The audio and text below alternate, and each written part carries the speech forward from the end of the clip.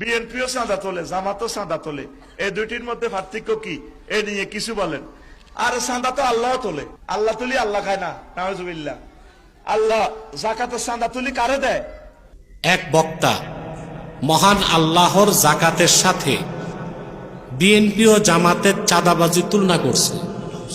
এই যে মৌলবী বলছে যে বিএনপি বা জামাতের চাঁদাবাজির সাথে যে আল্লাহ যে যাকাত দিতে বলছে, হ্যাঁ আল্লাহ চাঁদাবাজি করেন যাকাতের নামে, নাউজুবিল্লাহ।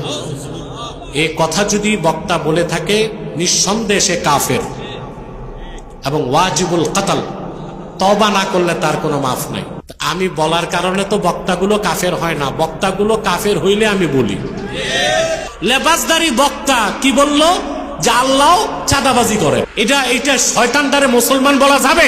জনগণ কিরকম খোর যে এটার স্টেজ থেকে নামতে দিছে, এই বক্তাটারে আচ্ছা মতো উত্তম মধ্যম দেওয়া দরকার ছিল। এই বক্তারে মুসলমান বলা যায়? কথা বলে আমাকে আপনারা অপবাদ দেন, আমি কথায় কথায় কাফের বলি।